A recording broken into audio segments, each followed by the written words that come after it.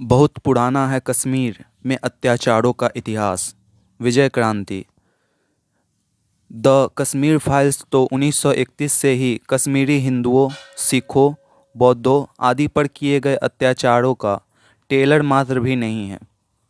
आजकल विवेक रंजन अग्निहोत्री की film the Kashmir files को लेकर जैसी चर्चा छिड़ी हुई है, वैसी भारतीय सिनेमा के इतिहास में पहले कभी देखने सुनने को नहीं मिली। इस फिल्म को कहानी का फोकस इस पर कि 1989 से 90 में कई लाख कश्मीरी हिंदुओं को कश्मीर के गांवों, कस्बों और शहरों से क्यों और किस तरीके से भगा दिया गया। फिल्म के समर्थक विवेक रंजन अग्निहोत्री पर इस कारण फिदा है कि 32 साल बाद ही सही उन्होंने सच्ची घटनाओं को आधार बनाकर कश्मीर के सच को उसके नग्न रूप में पेश करने की हिम्मत दिखाई। दूसरी ओर वह बिरादरी है जो कथित पंथ निरपेक्षता की झंडाबरदार है। इस बिरादरी की ओर से यह आरोप लगाया जा रहा है कि इस फिल्म में कश्मीरी पंडितों के खिलाफ जिस तरह की हिंसा दिखाई गई है, उससे कश्मीर की छवि खराब होगी और देश में हिंदू मुस्लिम रिश्ते खराब होंगे। लेकिन सवाल यह है कि अगर पाप से सरोबार सच को सिनेमा के पर्दे पर दिखाना गलत है, तो फिर इस पाप को अंजाम देने वाले आतंकियों, राजनेताओं और इस पाप में भागीदार कश्मीरी पंडितों के पड़ोसियों को किस कानून के तहत माफ़ किया जा सकता है। कश्मीर में हिंसा और जुल्म की कहानी 14वीं शताब्दी से चली आ रही है, मगर आधुनिक इतिहास में इसकी शुरुआत 1931 में हुई, जब अलीगढ़ मुस्लिम विश्वविद्यालय से पढ़कर आए शेख अब्दुल्ला ने कश्मीर घाटी में परंपरागत इस्लामी नेतृत्व अपने हाथ में लेने के लिए नए नए पैतरे चले। शेख अब्दुल्ला ने जम्मू कश्मीर के महाराजा हरि सिंह के सामने गौ हत्या पर पाबंदी हटाने की ऐसी मांग रखी जिसका अस्वीकार होना तय था। इसके बाद शेख अब्दुल्ला ने 1931 में ही पूरी रियासत के ग्रामीण इलाकों से नापाक काफिरों यानी हिंदुओं और सिखों का सफाया करके गांवों को पाक बनाने का अभियान शुरू किया। इस अभियान में जिस पैमाने पर हिंदुओं और सिखों की हत्याएं की गई और उनके घर बार लूटे गए, वैसा नरसंहार भारतीय उपमहाद्वीप ने इससे पहले कभी नहीं देखा था। वह साल विक्रमी संवत के हिसाब से 1988 था। इसीलिए जम्मू कश्मीर के हिंदू सिख समाज में इसे ठासिये ना सोरस संवत 88 का नरसंहार के नाम से याद किया जाता है। फिल्मकार विवेक रंजन अग्निहोत्री और उनकी पत्नी पल्लवी जोशी ने कश्मीरी पंडितों पर हुए अत्याचारों का ब्यौरा पाने के लिए जिस तरह 700 भुक्तभोगी लोगों के अनुभव का डॉक्यूमेंटेशन किया, ठीक वैसा ही काम 1980 से 81 में लेखक अनिल भारती, मूल नाम आरपी महाजन ने किया था। उन्होंने मीरपुर से बचकर आए सैकड़ों कश्मीरी हिंदू शरणार्थियों के निजी अनुभवों के आधार पर खून के आंसू उपन्यास लिखा था, जिस डायमंड पॉकेट बुक्स ने प्रकाशित किया था।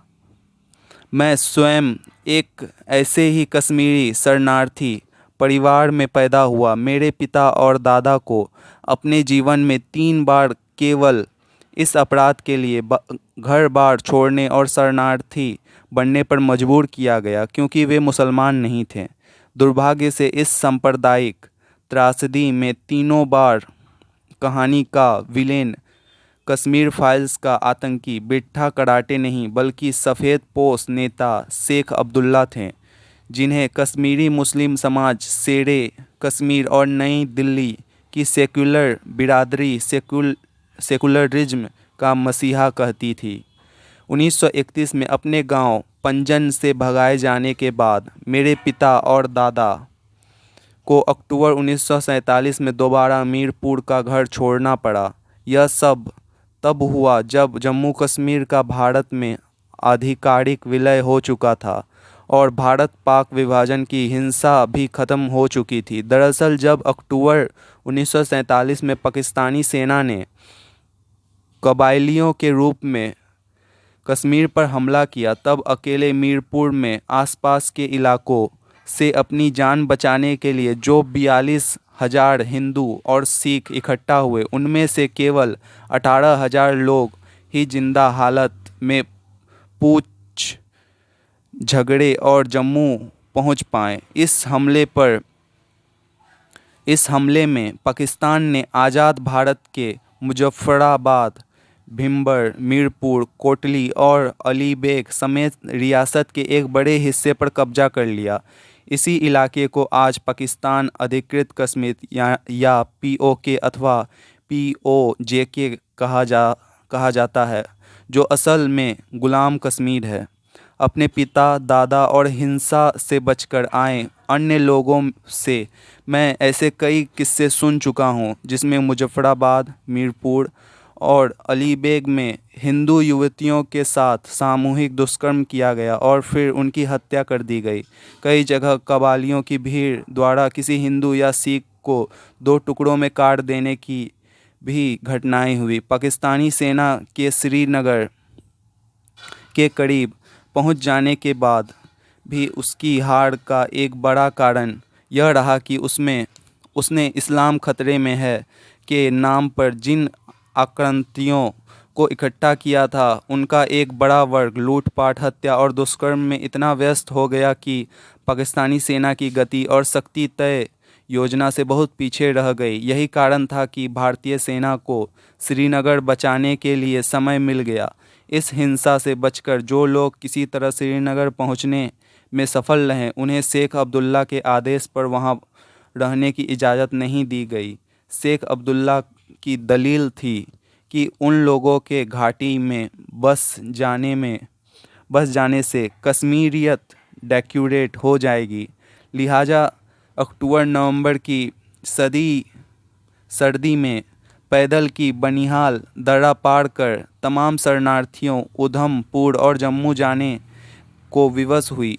इनमें से अनेक सर्दी, भूख और थकान से रास्ते में ही प्राण गंवा बैठे। बाद में शेख अब्दुल्ला के आदेश पर इन शरणार्थियों को जम्मू और उधमपुर से भी पंजाब की ओर भगाया गया। इस तरह बार बार उजाड़े गए इन लोगों की कश्मीरी पहचान ही खो गई। किसी ज़माने में भारतीय संस्कृति का केंद्र माने जाने वाले कश्मीर में इस तरह के अत्याचारों की कहानी इतनी लंबी है कि अगर किसी फिल्म निर्माता में इच्छा और नैतिक साहस हो तो द कश्मीर फाइल जैसी फिल्मों की एक लंबी श्रृंखला बन सकती है, जो नाजी अत्याचारों पर बनी शिंडलर्स लिस्ट सरीखी फिल्मों को भी शर्मिंदा कर दे। द कश्मीर फाइल्स तो 1931 से कश्मीर में हिंदुओं, सिखों, बौद्धों आदि पर हुए अत्याचारों का टेलर मात्र भी नहीं है।